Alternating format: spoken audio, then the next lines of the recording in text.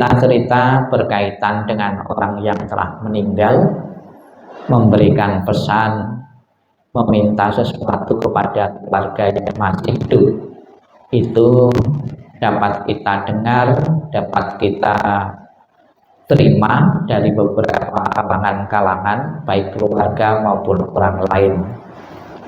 Saya akan cerita beberapa hal yang berkaitan dengan orang yang telah meninggal, yang pernah terjadi dalam keluarga saya sendiri.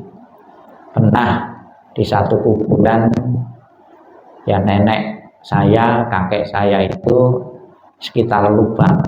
Kubur itu ada lubang, ada 4, ya ada lubang 4. Sebelumnya kalau ada lubang 4 itu pada malam hari itu ada salah satu cucu itu dimimpeni, tolong ya tutupkan jendela-jendela gitu lah. Kok suruh nutupkan jendela padahal orang sudah meninggal, kok suruh nutupkan? Mungkin pikirnya itu kan jendela di rumah masih terbuka. Ternyata setelah ditengok kuburannya, yang dimaksud jendela itu ada lubang 4 di sekitar pemakaman tersebut, ya. Jadi kalau ada air itu terisi air, ya. Kemudian betul si cucu ini pun juga mengambil cangkul, kemudian menguruk ya lubang-lubang, menutup lubang-lubang tersebut. Terus ada juga ya itu cerita di musim hujan, ngasih mimpi kerabatnya, kalau pas hujan saya kok kedinginan gitu. Ternyata kuburannya itu ada air ngembong gitu loh, sekitar kuburan itu ngembong. Kemudian si kerabatnya itu berpikir untuk menaikkan dengan disemen sehingga air tidak ngembong lagi di situ. Kemudian waktu ayah saya meninggal beberapa hari sebelum 7 hari itu biasanya kalau orang desa itu kan dikasih makan terus di tempat tidurnya, biasanya disajeni ya, sambil dikatakan suruh makan gitu. Pada satu ketika ibu saya itu lupa tidak ngasih minum teh, ya tidak dikasih minum teh. Itu ada gelas ya dirak itu sok goyang-goyang, mengingatkan ibu saya, oh saya kok lupa ya tidak dikasih teh ya.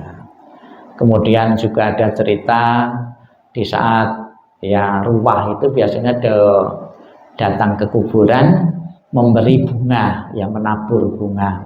Karena musim hujan pada waktu ini dan terburu sore, tidak merata ya, tidak semua kerabat, tidak semua nisan itu bisa ditaburi tinggal pulang. Pada malam harinya dikasih mimpi, orang ngasih makanan kok tidak merata gitu katanya, ya padahal kembang itu. Jadi ada beberapa fenomena-fenomena, cerita-cerita yang terkait dengan kematian. Banyak juga di kalangan orang kota itu tidak dikirimi rumah-rumahan, ya ada yang cerita minta rumah-rumahan, ada yang suruh minta jaket karena kedinginan di sana. Kemudian ada juga yang terakhir ini dari suhu, saya menerima cerita abunya tadi yang sudah dititipkan di tempat abu itu dilarung, ya. Setelah dilarung malam harinya ada kerabatnya yang dikasih mimpi kedinginan gitu, karena kan memang dilarung di laut toh, itu kedinginan. Ada juga ya mimpi makanan, minta makanan ini makanan itu dan sebagainya. Memang Bapak Ibu ya, bahwa ketika kita masih hidup kita bisa melayani sepenuhnya, bisa ngasih makanan. Kita berpikir setelah mati itu tidak membutuhkan makanan-makanan lagi. Ada cerita bahwa makanan yang dipersembahkan di leluhur meja leluhur itu memang tidak dimakan secara kasat mata, namun diambil saripatinya. Ada beberapa yang niteni ya, habis dipersembahkan di meja altar leluhur itu kalau Bapak Ibu niteni itu ada yang merasakan rasanya anyep, ya hambar, karena saripatinya itu sudah diserap oleh leluhur-leluhur yang telah meninggal.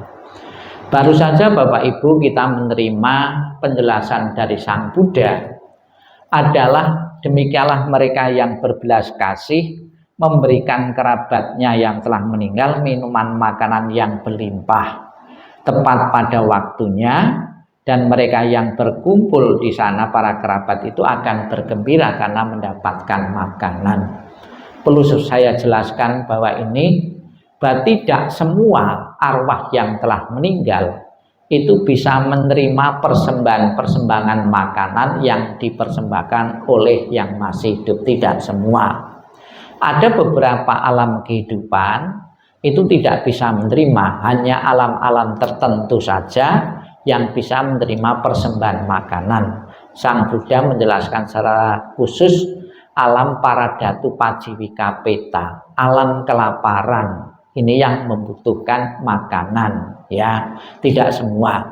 Tapi apabila keluarga itu mempersembahkan makanan dan di situ tidak ada alam di mana keluarga kita yang meninggal di situ, tetap mendapatkan manfaat, karena tidak mungkin dalam jangka waktu kelahiran begitu banyak itu tidak ada satu kerabat pun yang tinggal di alam kelaparan. Apabila ngirimnya itu bukan yang kita tujukan, satu tingkat dengan kita, pasti di situ juga ada kerabat-kerabat yang lama, ada ikatan karma yang terlahir sebagai alam kelaparan. Inilah yang mendapatkan manfaat.